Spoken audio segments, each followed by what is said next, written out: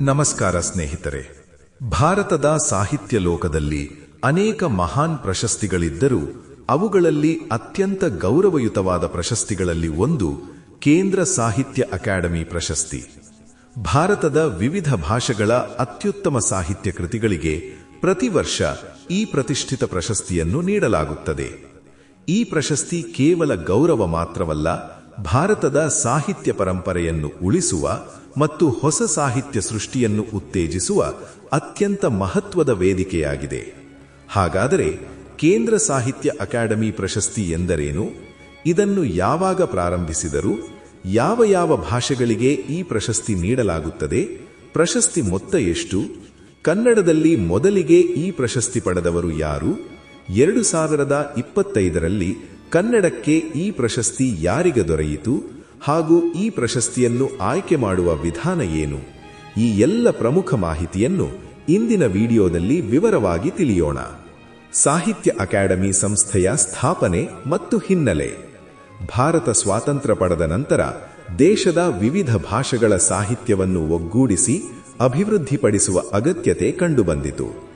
ಭಾರತದ ಭಾಷಾ ವೈವಿಧ್ಯವು ವಿಶ್ವದಲ್ಲೇ ಅಪರೂಪವಾದದ್ದು. ಈ ವೈವಿಧ್ಯಮಯ ಸಾಹಿತ್ಯ ಪರಂಪರೆಯನ್ನು ಸಂರಕ್ಷಿಸಲು ಹಾಗೂ ಉತ್ತೇಜಿಸಲು ರಾಷ್ಟ್ರೀಯ ಮಟ್ಟದ ಸಾಹಿತ್ಯ ಸಂಸ್ಥೆಯ ಅಗತ್ಯವಿತ್ತು. ಈ ಹಿನ್ನೆಲೆಯಲ್ಲಿ ಭಾರತ ಸರ್ಕಾರ 1954ರಲ್ಲಿ ಸಾಹಿತ್ಯ ಅಕಾಡೆಮಿ ಎಂಬ ರಾಷ್ಟ್ರೀಯ ಸಾಹಿತ್ಯ ಸಂಸ್ಥೆಯನ್ನು ಸ್ಥಾಪಿಸಿತು. ಇದು ಭಾರತದ ನ್ಯಾಷನಲ್ ಅಕಾಡೆಮಿ ಆಫ್ ಲೆಟರ್ಸ್ ಎಂದು ಕರೆಯಲ್ಪಡುತ್ತದೆ. ಈ ಸಂಸ್ಥೆಯ ಮುಖ್ಯ ಕಚೇರಿ ನವದೆಹಲಿಯಲ್ಲಿದೆ.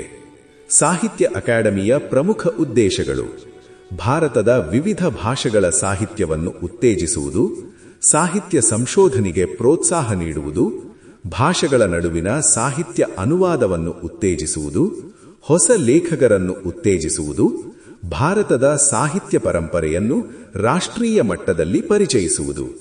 ಈ ಉದ್ದೇಶಗಳನ್ನು ಸಾಧಿಸಲು ಸಾಹಿತ್ಯ ಅಕಾಡೆಮಿ ಹಲವು ಕಾರ್ಯಕ್ರಮಗಳನ್ನು ನಡೆಸುತ್ತದೆ. ಅವುಗಳಲ್ಲಿ ಪ್ರಮುಖವಾದದ್ದು ಸಾಹಿತ್ಯ ಅಕಾಡೆಮಿ ಪ್ರಶಸ್ತಿ. ಸಾಹಿತ್ಯ ಅಕಾಡೆಮಿ ಪ್ರಶಸ್ತಿಯ ಪ್ರಾರಂಭ. ಸಾಹಿತ್ಯ ಅಕಾಡೆಮಿ ಪ್ರಶಸ್ತಿ ಮೊದಲ ಬಾರಿಗೆ 1955ರಲ್ಲಿ ನೀಡಲಾಯಿತು.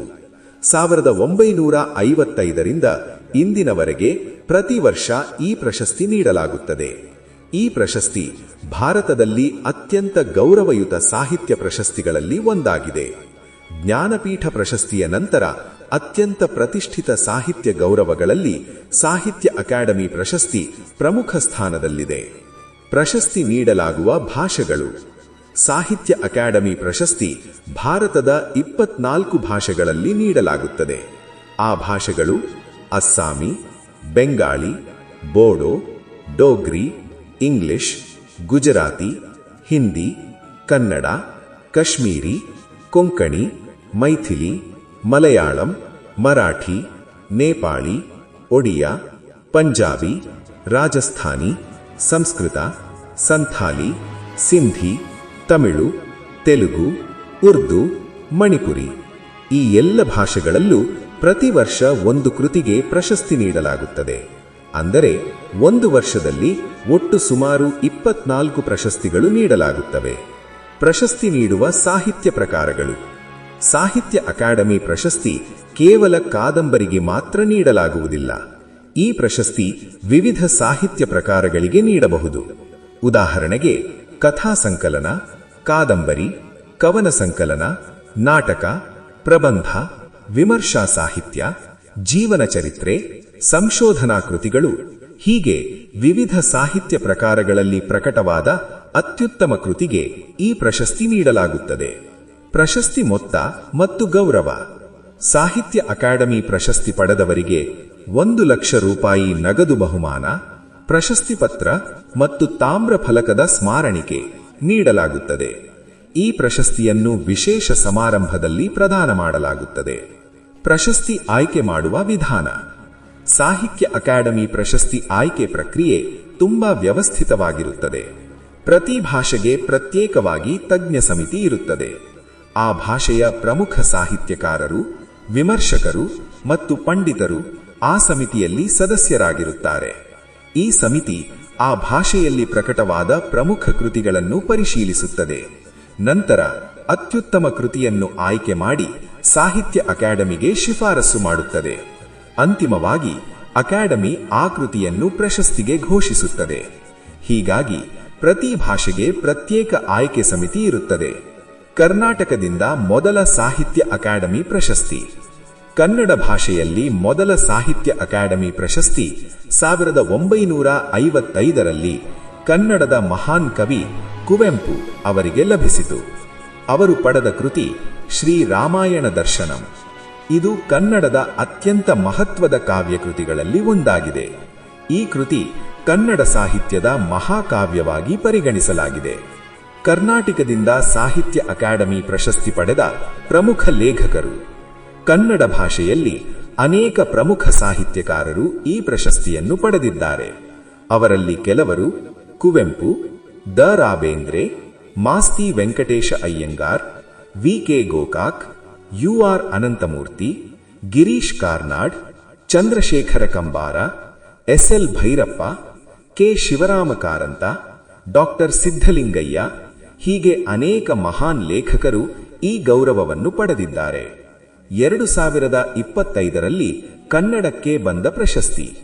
2025ರಲ್ಲಿ ಕನ್ನಡ ಭಾಷೆಯ ಸಾಹಿತ್ಯ ಅಕಾಡೆಮಿ ಪ್ರಶಸ್ತಿ ಅಮರೇಶ ನುಗಡೋಣಿ ಅವರಿಗೆ ದೊರೆಯಿತು.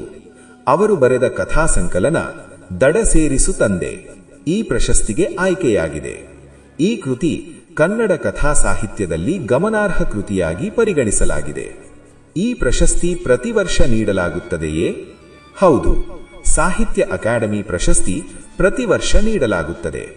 ಪ್ರತಿ ವರ್ಷ ಭಾರತದಲ್ಲಿನ 24 ಭಾಷೆಗಳಲ್ಲಿ ಪ್ರಕಟವಾದ ಅತ್ಯುತ್ತಮ ಕೃತಿಗಳನ್ನು ಆಯ್ಕೆ ಮಾಡಿ ಪ್ರಶಸ್ತಿ ನೀಡಲಾಗುತ್ತದೆ. ಜ್ಞಾನಪೀಠ ಮತ್ತು ಸಾಹಿತ್ಯ ಅಕಾಡೆಮಿ ಎರಡನ್ನೂ ಪಡೆದವರು. ಭಾರತದಲ್ಲಿ ಅನೇಕ ಮಹಾನ್ ಲೇಖಕರು ಈ 2 ಪ್ರಶಸ್ತಿಗಳನ್ನು ಪಡೆದಿದ್ದಾರೆ. ಕನ್ನಡದಲ್ಲಿ ಉದಾಹರಣೆಗೆ ಕುವೆಂಪು, ದ ರಾ ಬೇಂದ್ರೆ, ಕೆ. ಶಿವರಾಮ ಕಾರಂತ, ಗಿರೀಶ್ ಕಾರ್ನಾಡ್, ಯು.ಆರ್. ಅನಂತಮೂರ್ತಿ, ಚಂದ್ರಶೇಖರ ಕಂಬಾರ ಇವರೆಲ್ಲರೂ ಜ್ಞಾನಪೀಠ ಪ್ರಶಸ್ತಿಯ ಜೊತೆಗೆ ಸಾಹಿತ್ಯ ಅಕಾಡೆಮಿ ಪ್ರಶಸ್ತಿಯನ್ನು ಪಡೆದಿದ್ದಾರೆ.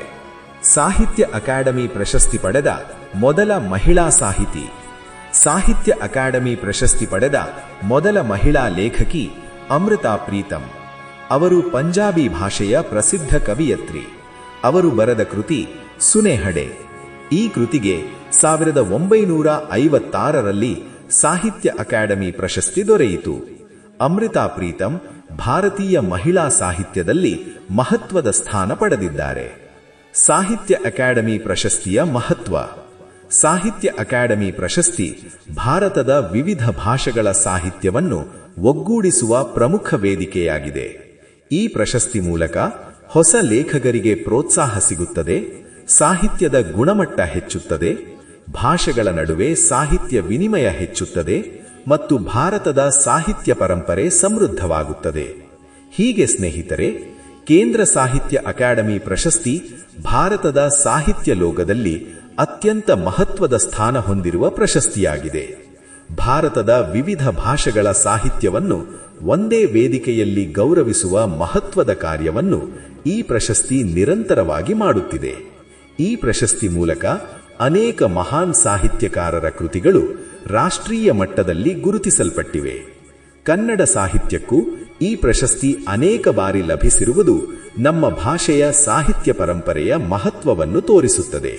ವಿಡಿಯೋ ಇಷ್ಟವಾದರೆ ನಮ್ಮ ಅನರ್ಘ್ಯ ರತ್ನ ಕನ್ನಡ ಸಾಹಿತ್ಯ ಚರಿತ್ರೆ ಯೂಟ್ಯೂಬ್ ಚಾನೆಲ್ ಅನ್ನು ಸಬ್ಸ್ಕ್ರೈಬ್ ಮಾಡಿ.